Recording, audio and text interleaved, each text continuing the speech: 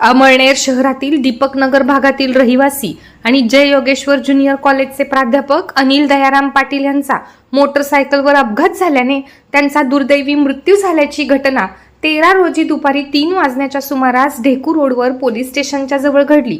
प्राध्यापक पाटील हे MH19BX 9513 या मोटरसायकलने आपल्या गावी तरवाडे येथे गेले होते। परत येताना सदर अपघात घडला।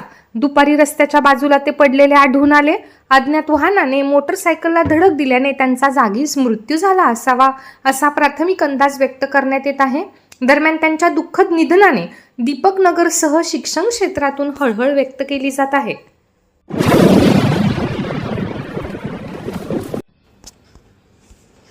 अमळनेर तालुक्यात तापी नदीवरील प्रलंबित निम्न तापी प्रकल्पाची पाडळसरे धरण पाहणी करण्यासाठी राज्याचे जलसंपदा सचिव एकनाथ डवले आले होते।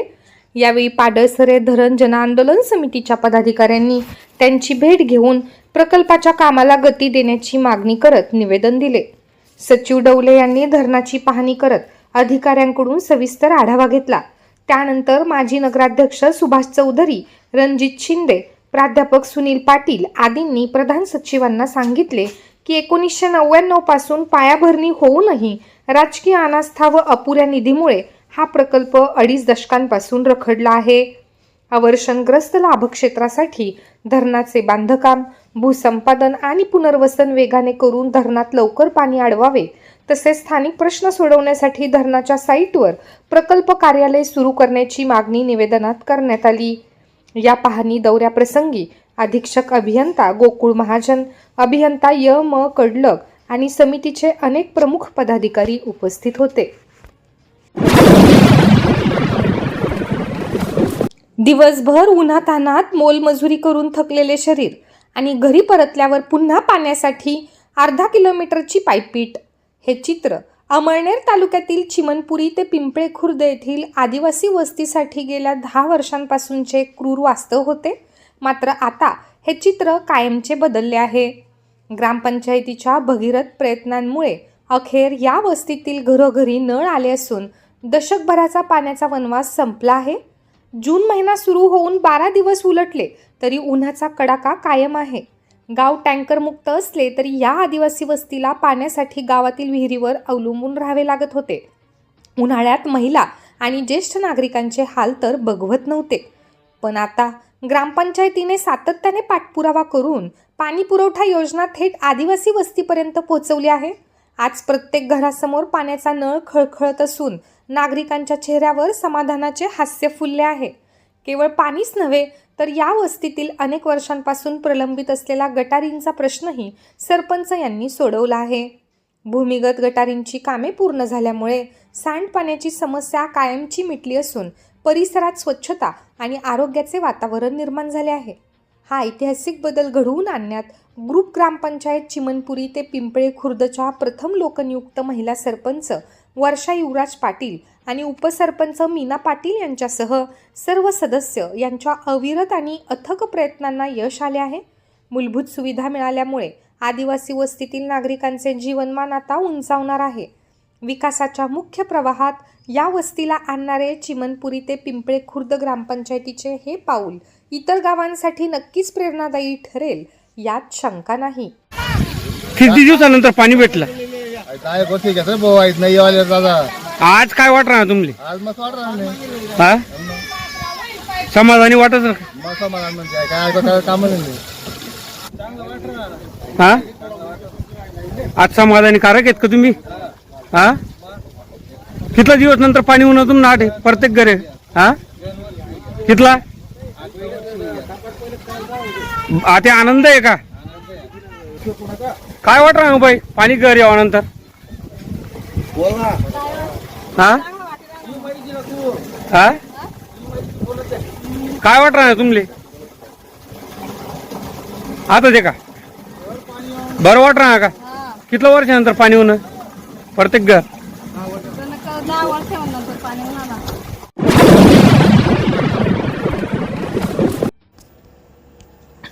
अमळनेर तालुक्यात वाळूचे ठेके बंद असतानाही सुरू असलेल्या अवैध उपसा विरोधात उपविभागीय अधिकारी मयूर भंगाळे यांनी धडक मोहीम उघडली आहे। 13 जून रोजी मध्यरात्री आणि दुपारी केलेल्या 2 वेगवेगळ्या कारवायांमध्ये वाळू माफियांचे धाबे चांगलेच दणाणले आहेत. गोपनीय माहितीवरून प्रांताधिकारी भंगाळे यांनी 13 रोजी पहाटे 1:15 वाजता स्थानिक तलाठ्याला न कळवता ग्राम महसूल अधिकारी अमोल पाटील यांच्यासह जळोद येथील तापी नदीपात्रात छापा टाकला. यावेळी जळोद ते खवशी रस्त्यावर अवैध वाळू वाहतूक करणारे नितीन चंद्रशेखर पाटील अमळगाव व पंकज रवींद्र सावळे जळोद यांचे 2 ट्रॅक्टर रंगेहात पकडण्यात आले. तहसीलदार रुपेश कुमार सुराणा यांनी पंचनामा करून दोन्ही ट्रॅक्टर जप्त केले असून त्यांच्यावर दंडात्मक व कायदेशीर कारवाई केली जाणार आहे. दुसऱ्या कारवाईत बोरी नदीपात्रातील फापोरे व हिंगोने गावात दुपारी छापा टाकण्यात आला. कारवाईची कुणकुण लागताच तस्कर पळाले. मात्र घटनास्थळी 30 ब्रास वाळू साठा जप्त करण्यात आला. तालुक्यात अवैध वाळू उत्खनन करणाऱ्यांवर यापुढेही कठोर कारवाई केली जाईल असा इशारा प्रांताधिकारी मयूर भंगाळे यांनी दिला आहे.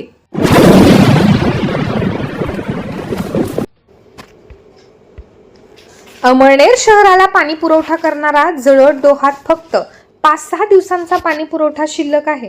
अनेक ठिकाणी 8 ते 12 दिवसात पाणी येत आहे. मात्र सत्ताधारी आणि विरोधक सुस्त झाले असून जनतेच्या समस्येकडे बघायला लोकसेवकांना वेळ नसल्याने जनता हाल सोसत आहे. सत्तेत बसल्यापासून सत्ताधारी 2 दिवसाआड पाणी पुरवठा करण्याचे आश्वासन देत होते. मात्र दररोज कुठेतरी काहीतरी अडचण दाखवून जनतेच्या जीवाशी खेळले जात आहे.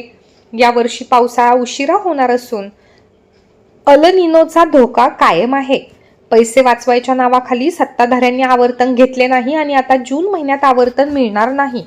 नदीपात्रात पाणी उपलब्ध असताना आणि सर्वाधिक पाणीपट्टी कर अमळनेरची जनता भरत असताना पाणी मात्र नियमित मिळत नाही.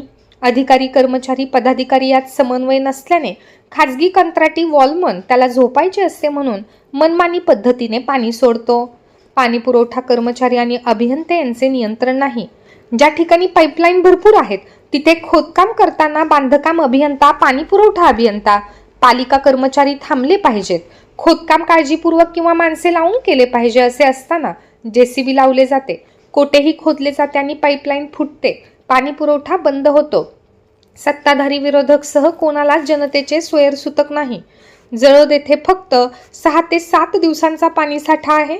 त्या ठिकाणाहून 340 HP आणि 275 HP पंपांनी सुमारे 8 लाख लिटर प्रति तास पाणी पुरवठा होतो.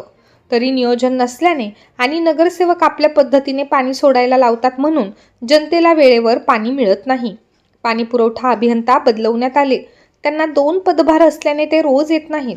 त्यामुळे समस्यांवरील उपाय देखील लांबतात. पालिका म्हणते कलाली डोह सुरू करू, मात्र तेथे फक्त 65 HP 3 पंप फक्त 1.25 लाख लिटर पाणी उपसा करतील तर अमळनेरला पाणी पुरेल का हा प्रश्न निर्माण झाला आहे. याबाबत आमदार अनिल पाटील यांनी बोलताना सांगितले की 2 दिवसाआड पाणी पुरवठ्याचा वादा करणारा दादा कुठे गेला. दुरुस्ती नवीन कामाच्या नावाखाली वॉल बंद केले जातात. अमळनेरची जनता वाऱ्यावर आहे याचीच खंत वाटते. शेवटी निर्णय जनतेचा होता.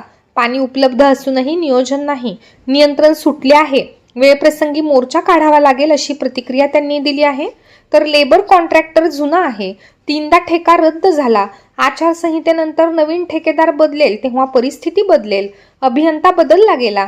अनेकदा व्होल्टेज ब्रेकडाऊन होतो. अनेक अडचणी येत आहेत. तापीतील 14 बोर सुरू आहेत. वेळप्रसंगी आवर्तन घेऊ अशी प्रतिक्रिया नगराध्यक्ष डॉक्टर परीक्षित बाविस्कर यांनी दिली आहे.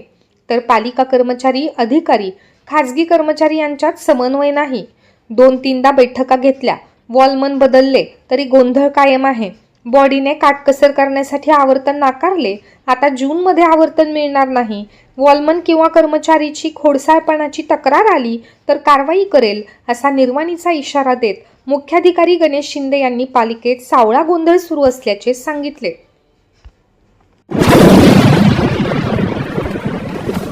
अमळनेर तालुक्यातील मुडी प्रगणे डांगरी येथे एक इसम तलवार घेऊन दहशत निर्माण करत असल्याची माहिती सहाय्यक पोलीस निरीक्षक जिभाऊ पाटील यांना मिळाल्याने त्यांनी पोलीस पथक रवाना केले.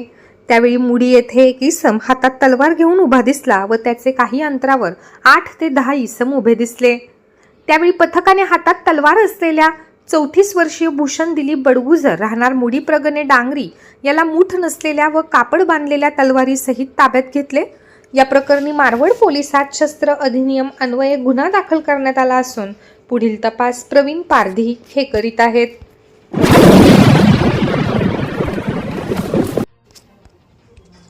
अमळनेर शहरातील रामेश्वर नगर येथील एक वृद्ध व्यक्ती तसेच तालुक्यातील लडगाव येथून एक विवाहिता आपल्या 7 वर्षाच्या मुलीसह बेपत्ता झाल्याच्या तक्रारी अमळनेर पोलीस स्टेशन येथे दाखल करण्यात आल्या आहे.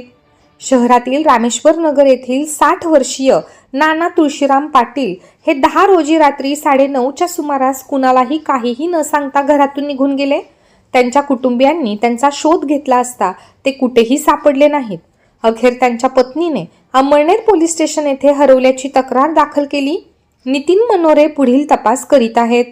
दुसऱ्या एका घटनेत तालुक्यातील लडगाव येथील 26 वर्षीय सपना सुरेश पवार ही तिची 7 वर्षीय मुलगी दिशा सुरेश पवार हिच्यासोबत अमळनेरला दवाखान्यात जाऊन येते असे सांगून 10 रोजी सकाळी 11 वाजता घरून निघाली.